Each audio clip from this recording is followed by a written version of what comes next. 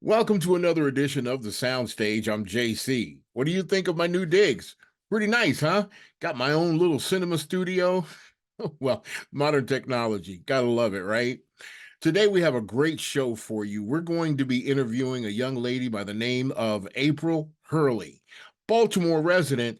She's a victim of a crime that took place back in September. And, well, let me just say that they left her to die. The person that did it to her left her to die. I'm going to let her tell you the story. If you have any kids present that are going to be looking at this, you might want to have them leave the room because some of the details are pretty edgy. And we don't want any kids being affected by anything that she has to say. But it's going to be a great testimony. You're really going to enjoy it. So let's go ahead and get to it. Once again, welcome to The Sound. Here's the interview with April Hurley. It's the sound inspirational music turned upside down. It's your man's JC on the sound stage. And if you hadn't heard, some time ago in Baltimore, right when the case with Pablo Lapierre happened, of course, you knew that she was murdered and raped by a coward by the name of Jason Billings, I think his name was. And what you don't know is that during that same time period, I think it was within days, there was another young lady who was also had to endure violence at the hands of Mr. Billingsley, who is now behind bars. I don't know how he got out, but nonetheless, joining us on the soundstage today, we're just privileged to have April Hurley, who was a victim at the hands of Jason Billingsley. First of all, welcome to the show, April. Thank you so much for joining us.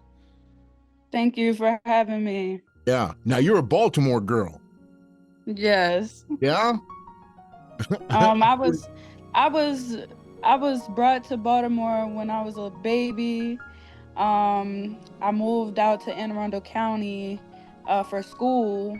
But I was still in the city. You know, my parents, they were split up. So I had my mom who lived in the city, and then I had my dad who lived in Anne Arundel County. So but you know, a lot of my good friends that I made were you know, closer to the city, so I just always stayed out in that area. And of course, you know, it's affordable and things like that, so that's where I was, you know, staying around. Yeah. Now, I heard that you're a singer. Yes. Yeah. Have you Yes. done anything we've heard yet? I actually have a lot of music that I've put out, features with different artists. But lately, you know, since the incident occurred, I've just been trying to get back to figuring out what I like to do. But singing is something that will never leave me. That's good. That's good. So maybe at some point we're going to get you to sing something for us because you sound like. Okay.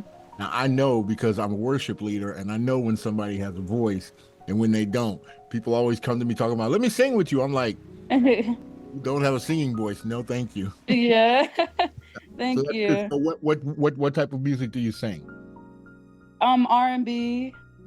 I love like that 90s feel of R&B. I sang at church all the time since a little kid. This Little Light of Mine, that was my song. They always called me up to sing that song. So, you know, and you know, the message behind This Little Light of Mine actually is just um it's kind of ironic from, you know, what happened to me. Because no matter what this guy did to me, he couldn't stop that light inside of me. And I'm very thankful for that. I'm thankful that God gave me the spirit that I have. So I want to jump right into it. Um, be as candid as you want to. You don't have to worry about it.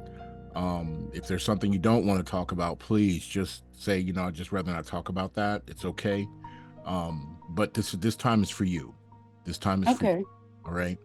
So on September 19th, you were home. Yes. You were in bed. You were getting ready to go to bed. Yes. So September 19th, um, the incident occurred early in the morning. I still don't know exactly what time. I just know, it was early. It felt early. But I actually had a friend with me that had stayed the night with me the night before. Nothing really seemed off, the night before. But in the morning, my friend was still asleep. I heard someone knock at the door, and I went back to sleep. I was like, who's knocking at the door? And this is the door to my room, like not the door to the main part of the house. This is the door to my room.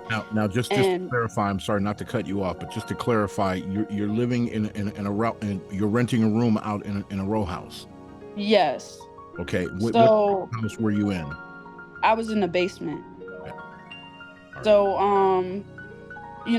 maintenance, and other, like the owner and things like that, and other tenants are the only people that are supposed to have access to the house. So it didn't really alarm me that someone was knocking at my door. But I went back to sleep. But then I heard another knock, and the person said maintenance. So I was a little, confused. I'm like, okay, what's going on? And they said there's a flood in the kitchen. Now, I'm in the basement. So, being as though the kitchen is on the first floor, it alarmed me because I don't want, there to be an issue in my room with a flood. So I opened the door. My friend was still asleep. I opened the door, and no one was at the door to my room, so I proceeded to go upstairs to the kitchen. Um, and at that point, at the top of the steps, I was snatched around the corner by my hair and held at gunpoint. Um, that for the beginning, was at that point was the most terrifying thing that I've ever encountered. So once I was held at gunpoint, it's just like how things started unfolding. Eventually I was led to my bathroom, which also had a code on it as well. Um, I was then duct taped at my ankles, duct taped around my face so that I couldn't see, and handcuffed behind my back. Now, before you move on, at the moment that he grabbed you by your hair, what was the first thing that went through your mind? I I was confused. I was shocked. I just immediately put my hands up. I mean, I was shaking so bad, like even, talking about it just brings back that I have very bad PTSD. But I was shaking so bad, and I was just confused. I didn't know why he was there. I didn't know what he wanted. I didn't know what was going to happen if I made the wrong move or if I said the wrong thing. So I instantly went into I need to, cooperate. He has a weapon. And I have no idea what's going on and why he's here doing this to me. Did you see the gun when he grabbed you right away? Yes. I seen it, out the corner of my eye because he held the gun to the side of my head initially. Um,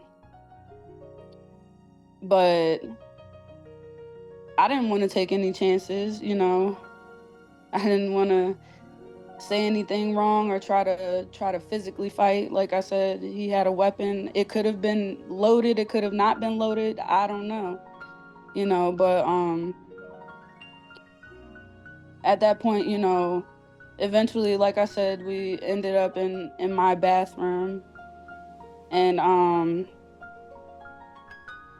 you know, before he duct taped me and before he handcuffed me, um, he did when he pulled me into the bathroom initially. He stood in front of me with the gun directly in my face.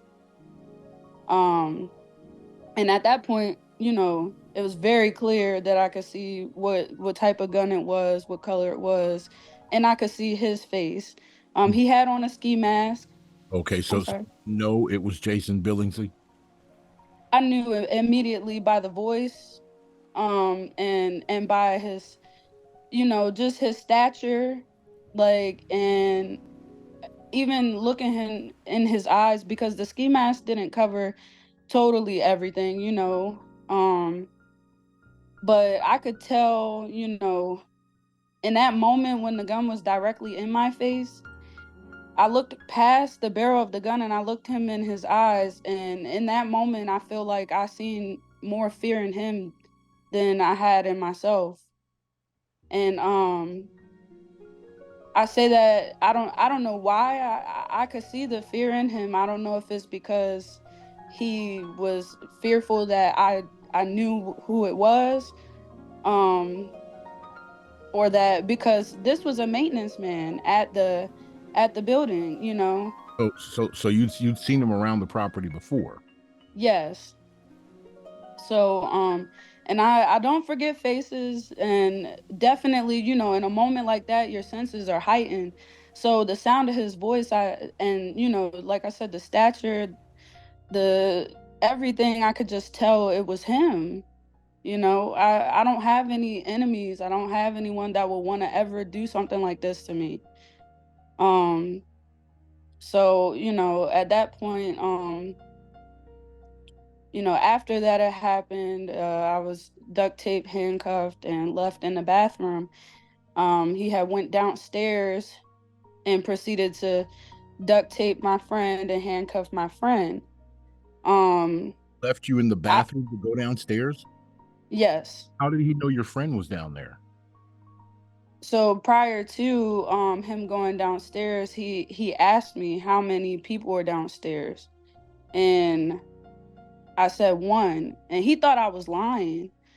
Or maybe he just wanted to, like, try to scare me or shake me up, so he hit me in the head with the gun and asked me again, like, how many people were downstairs, and I told him just one. So, that's how he knew that he was downstairs. But I wasn't present for how that occurred, with him getting duct taped and handcuffed.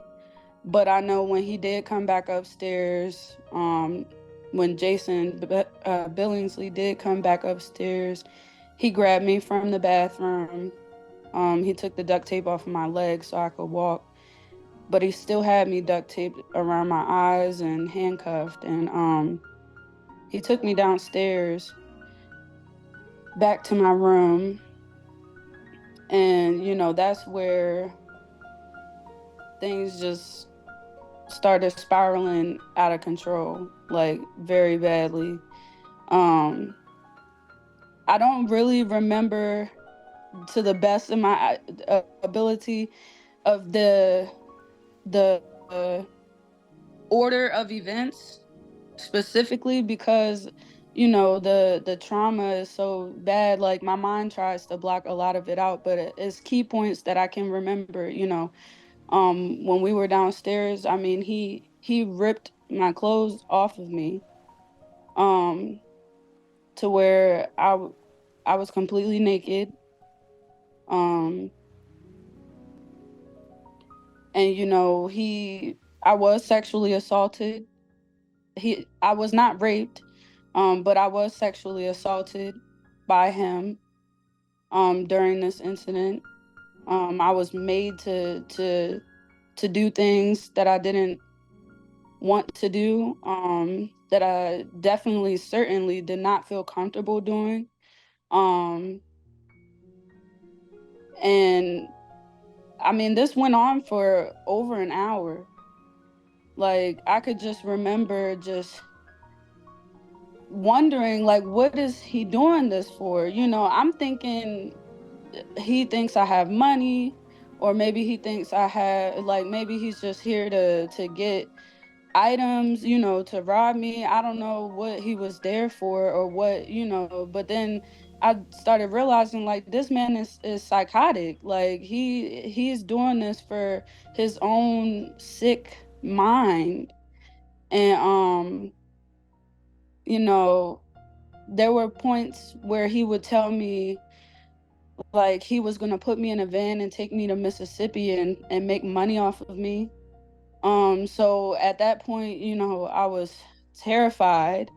I mean, I was already, just in disbelief, but I was more terrified that I was going to be one of these missing young ladies out here, that nobody was going to know where I was, or that I wouldn't be able to ask for help. Um and I couldn't scream.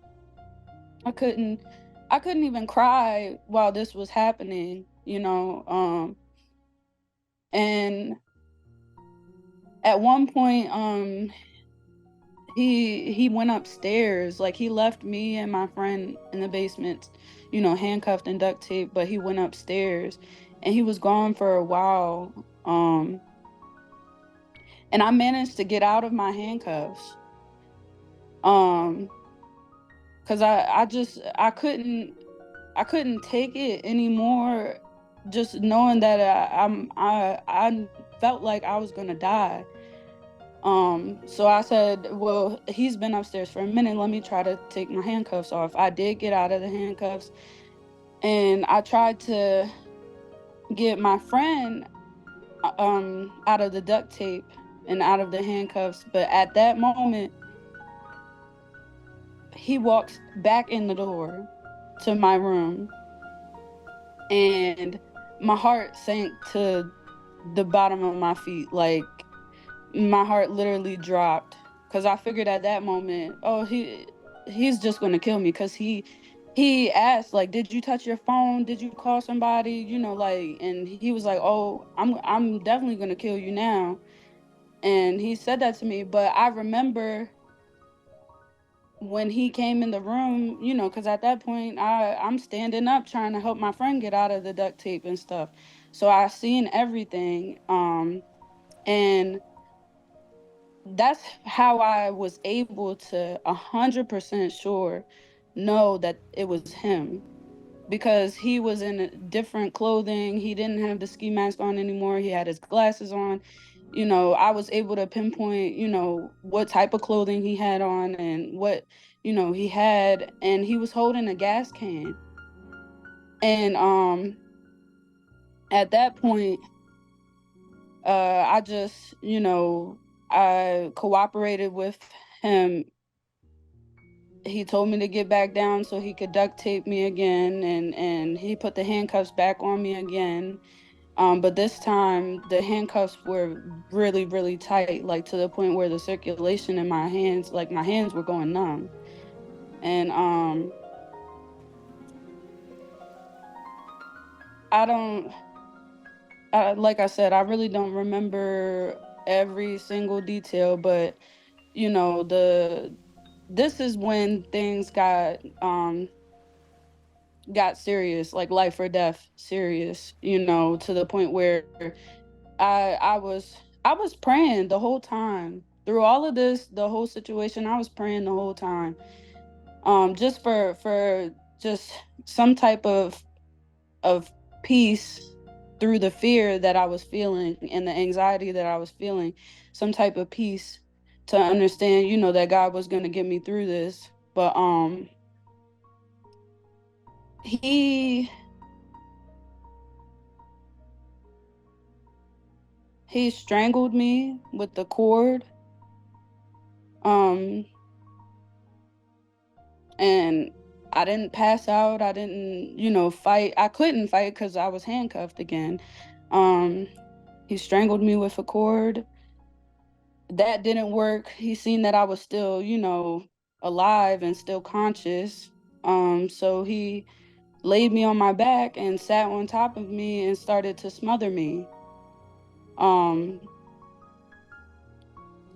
and he didn't try to smother me just once or twice. He did it about 3 times, where he, held his hands with like some type of cloth or something. It felt like over my face, pressing down on my face for at least, it felt like maybe 30 seconds. Um, the first time I didn't really fight it. The second time, um, I didn't really fight it, and I felt myself, getting weak and weaker and weaker. But then the third time that he did smother me, I felt the bedpost with my foot. So I started moving and trying to fight, because I felt I'm sorry. I had Hmm. a phone call.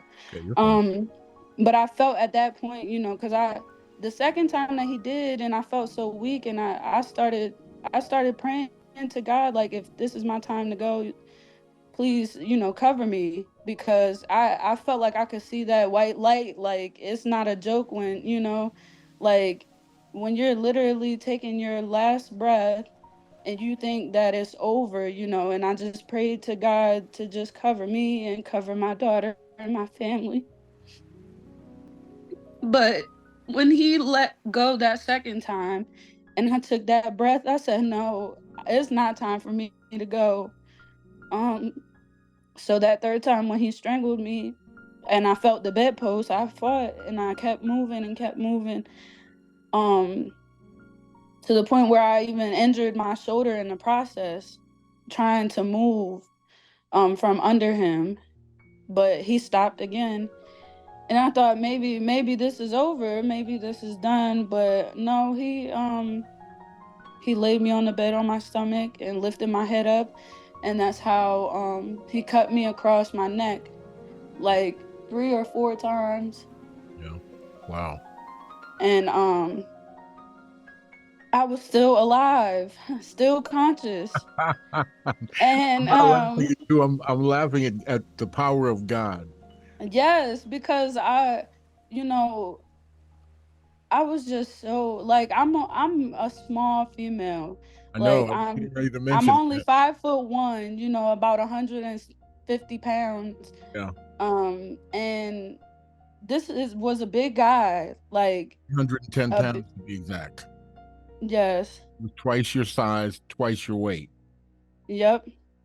And so I just couldn't believe. I said, so after he slit my throat, I said immediately, play dead. Play dead, because he thinks it's over. He thinks he won. He thinks it's over.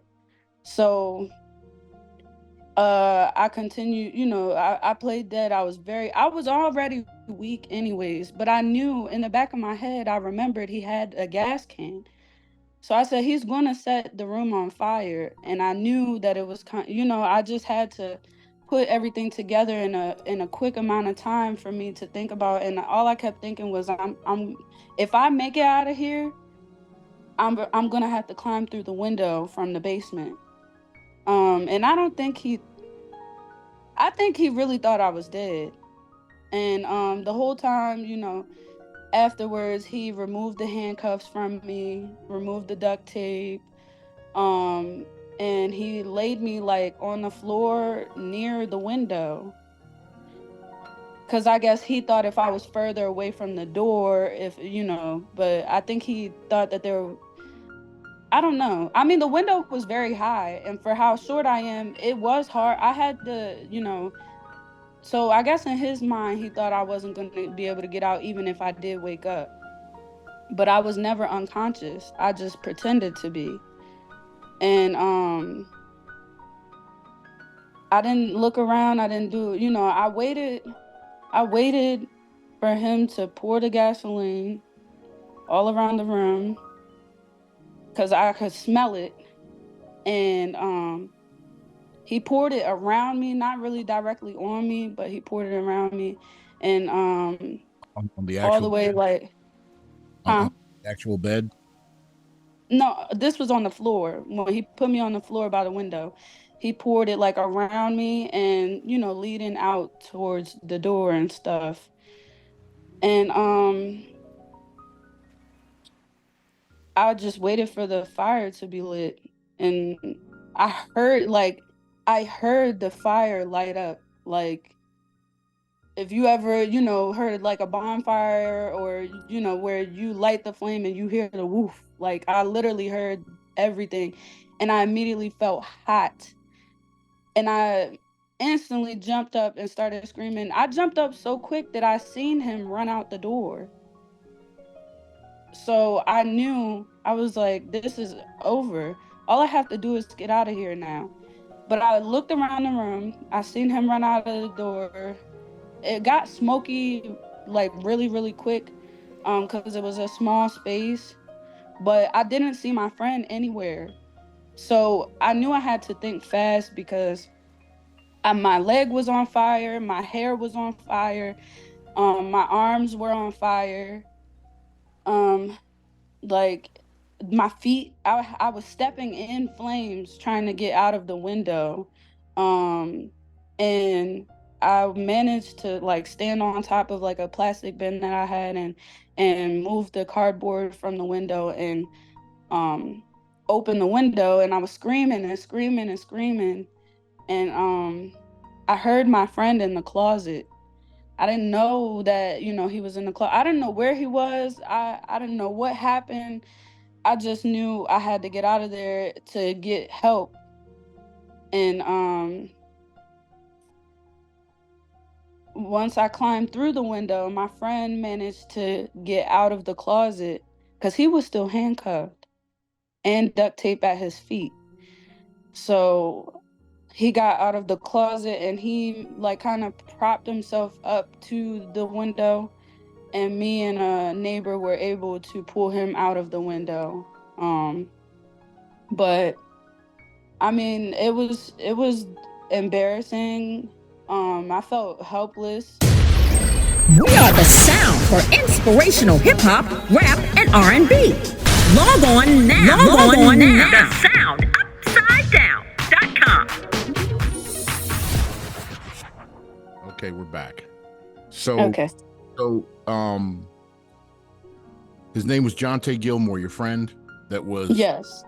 Okay, so you managed to get him out. Yes. The handcuffs are now off of you. Mhm. Yeah. Yep. Tell me what happened after that. So I mean, I was screaming so loud. There were neighbors that came from a couple blocks away that I had never even seen before. Mm. And again, like I said, I mean, my clothes were all ripped off. I was completely naked standing outside, and my friend, um he was still handcuffed. I mean, the police and the police didn't get there while we were there. I think they came like right afterwards, but the ambulance and the fire department got there very quickly. It felt like a long time, but they actually got there pretty quickly. But the people that were inside the house were the last ones to come out. And like there was a young lady and there was an older lady that had came to the front door, and they were just staring at me in shock. Um and they kept asking like, what happened, who did this, what's going on? And I'm just screaming, the maintenance man, I just kept screaming, the maintenance man, the maintenance man. And I don't know if they realized that the house was on fire, but I don't think they realized, because like I said, it was in the basement. Um but I was so embarrassed. I was so embarrassed that while I was sitting on the front step, I actually urinated on myself, because I was so embarrassed, because I just couldn't believe that this was happening. And I didn't realize that my neck was cut so severely. I don't even think I remembered that my neck was cut, because I was so focused on getting the handcuffs off of Jonte. I was so, like trying to, when I seen the fire department come and, he was crying and I was crying a little bit, but I was still trying to, like stay calm. And so I wanted to help get the handcuffs off of him, and the fire department, the firefighters, they asked me to lift my head up. And then that's when the shock settled in. That's when I was like out of it. Because when they told me that I had to get in an ambulance and go with them, and that I wasn't going with my friend, and I didn't know what was going on. I didn't know why they asked me to lift my head up. I didn't understand. And at that point, that's when I blacked out. Like, I don't remember. You were actually near death because you had lost a lot of blood. Yeah. So they took you to the shock trauma unit, and they took him to, I think, John Hopkins? Yes. To another hospital. Yeah. During this whole process, did you ever feel like you're never going to see your daughter again? You're never going to see family members again? This is it. I know there was a point where you were praying, and that God did give you the strength to keep moving forward, even though these atrocious things were taking place right at that time. But did you ever did you just say, I just give up? I just not gonna this. I wouldn't say I gave up, because I never had a point where I gave up, but I had to, that phrase that people say, let go and let God. I had to literally let go and let God, because I could not fight that battle by myself.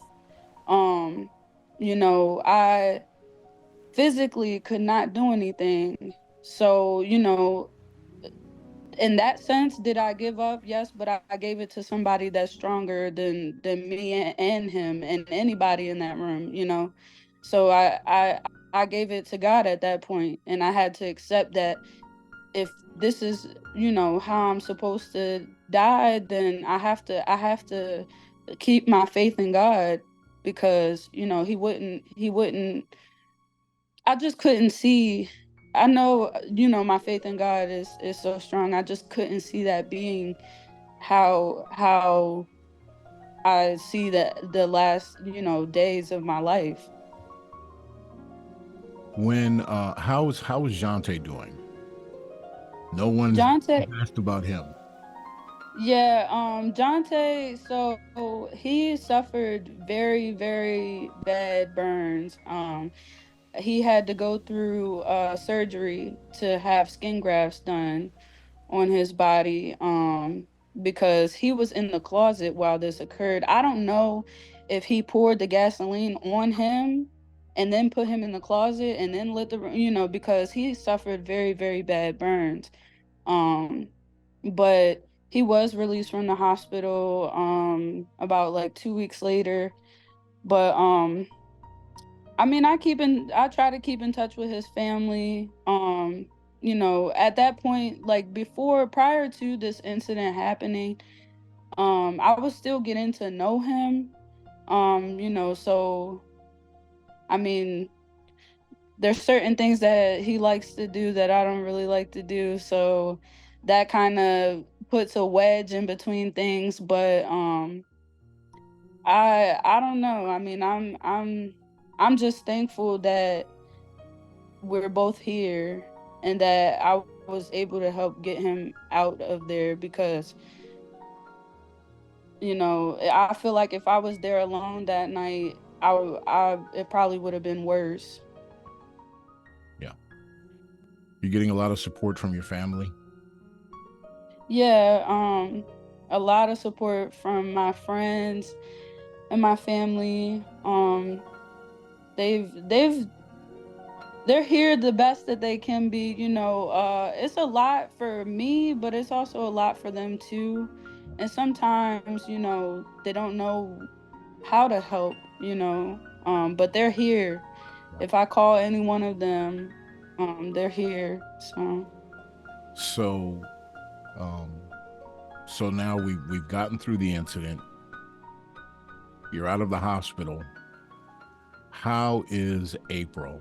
How is April going to bed? How is April when she gets up in the morning? How is April with her daughter? How is April just overall? I mean, do you feel that you're different right now? Are you an April that you never expected to be, and still trying to grasp the whole situation? How is April? Um, She has a beautiful smile, I'll tell you that. Thank you. Um, I I feel like sometimes I feel broken, but I know that I'm strong. So it's conflicting because some days I wonder, like, why did he choose to do this to me? Like what about me made him want to do something like this to me? So sometimes like you know, I do feel angry because I look at myself and, I just don't understand, you know, and I mean, it's hard to go to sleep at night. Um it's hard to stay asleep. Waking up in the morning, some mornings I'm up early because just, I feel like I need to be up as like just a precaution. But some mornings I feel like I can't get up because I'm so exhausted from constantly getting up at night and looking around and making sure that the noise that I heard is not someone trying to, come in or, that's not supposed to be there or things like that. So like I try to surround myself with people that I feel safe with and people, that are very supportive and that just are here to listen, because some days I feel great, some days I feel like, hey, I want to hang out today, I want to go get something to eat and, like take a walk or go to the library or, take my daughter somewhere to have fun.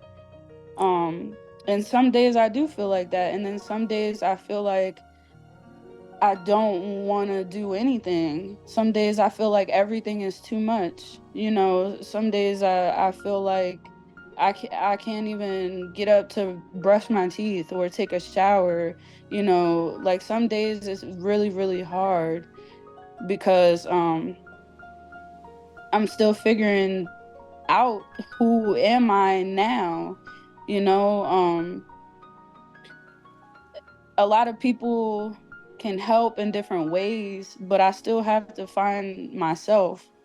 Um, and this it's not me going back to, who I was before, but it's me surviving through the situation and becoming who I'm supposed to be now. And so I'm just trying to figure out certain things that help calm me down or that help get my mind, to a better place where I feel more at peace. And even with my daughter, at first coming home from the hospital, it was hard because my whole face was burnt. So the scars on my face at the time, and on my neck, I didn't want her to be scared of me, because she's very young, and I didn't want her to, like, ask questions because she wouldn't understand the answers. Um, but I also had an injury to my left shoulder where I couldn't really, and that's my dominant hand, so I couldn't really lift her up like I needed to. And it would frustrate me because sometimes, I would be crying and I'd be sad, and she, hey, mom, can you play this game with me? and I wouldn't feel motivated to want to do things with her because I was still thinking about what happened to me. So it was very hard in the beginning to be there for my daughter, but then I had to remember that um she is a part of my strength, and she does make my day easier. She's here for me just as much as I'm here for her, and I look at her and I just think about the joy that God gives people, and I just think it's so amazing that, like, she's still happy, and she's still, and I love that, because then it makes me remember that, even though I went through what I went through, I can still be happy. I can still find joy somewhere. So, I hold on to my daughter a little bit tighter at night, and I try to really engage with her in different activities and stuff. And she's very, very smart. So, I just try to teach her things, and just be there for her. So, Now, you started a GoFundMe page yes. with to help you with lifing, because you're not working at all, and you probably won't be for a while. Yeah. How's that going?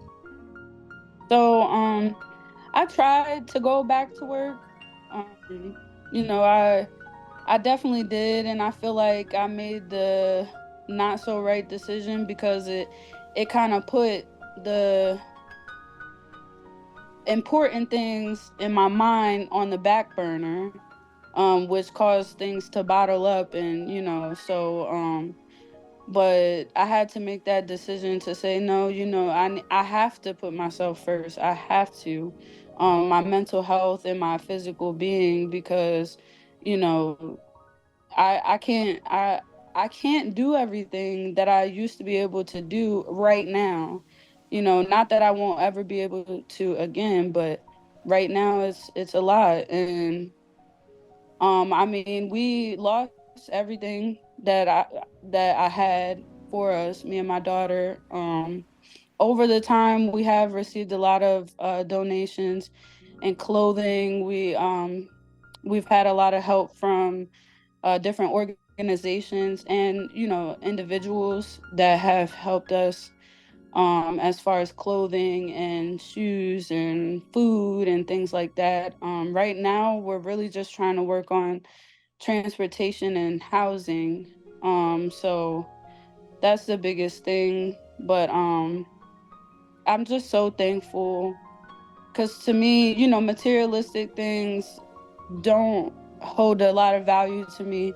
But the fact that people are taking time out of their day and money out of their pockets to think of me and my daughter, that's what warms my heart and makes me feel so good, because it's like, you could be doing anything else with this, but you chose to help me and my daughter, and that just, it makes a world of a difference, because it's all going for, a good cause. I mean, I hate that I have to branch out and ask for help, because I never really liked being that person. But I'm not ashamed, because I know that, we're gonna be taken care of, and things are gonna be better soon. It's just gonna take time. Yeah, you don't have And anything. You don't have anything to be ashamed of. yeah. Nothing. Okay, so the worst is over, and the best is yet to come. The Word of God says that the ending of a thing is better than the beginning of a thing. And I really must congratulate you, because you really, I mean, I've never met you personally, but I've seen your Facebook posts and the pictures on your Facebook doing my research. You're just a tiny little thing. You're just a, You're, you what's scary about you is, you little girls are the ones that are the worst because you have the most dynamite in you. But Yeah. it's still thing. And this guy was 6'2", 310 pounds, and it really was a David and Goliath situation. And I'm so glad. I am so glad that you came out on top. You got a few scars. You're still a beautiful sister. God has Thank so you. much in store for you, so much in store for you. And I just pray that we could be a small part. We're going to be putting your GoFundMe account on our website, and we're going to do a couple of other things with you because we want you to get your story out, and we want you to be able to tell it. Pablo Lapierre was not able to tell her story. The news media told it for her, but God had a bigger thing for you, and you're going to be able to tell your story to many people, and a lot of people will come to Christ because of your faith in Christ, even in the worst of the circumstances. So I salute you, April. I really do, and just Thank you. really proud of you. Wow, what an interview. Heartbreaking when you think about it. Just a young lady trying to live her life, trying to raise her daughter, and then targeted by a person who is not mentally all there, and the things that he did to her, and then try to set her on fire. Wow. It was only God that spared her life. And you heard her in her testimony saying how she prayed and asked God to help her, and he gave her the wisdom. I mean, she even said it in the interview. She's only 5 feet tall and 140, maybe 150 pounds. And dude, of course, he was over 6 feet, 310 pounds, twice the size, twice the weight. God gave her the wisdom. David and Goliath, for real. God gave her the wisdom. So glad that she was able to share that story with us. Go to her GoFundMe page. Make sure that you bless her if you can. When she comes to Baltimore, we're definitely going to have her on the show live in the studio. We definitely want to continue to look after April as she continues to heal and continues to live her life. Don't forget to check me out on thesoundupsidedown.com. 24/7, we're playing all that great inspirational hip-hop, rap, and R&B. You can catch me on Fridays from 7 to 11 for the Weekend Party Starter Pack. Of course, if you miss any on Friday, you can't catch it on Friday. We do the rebroadcast on Saturday at 11 a.m. and 7 p.m. Eastern Standard Time, and again on Sundays at 3 p.m. So, until the next soundstage, it was great hanging out with you. Thank you so much. Don't forget to listen to us on thesoundupsidedown.com. We are the sound for inspirational hip hop, rap, and R&B. Log on now. The sound upside down.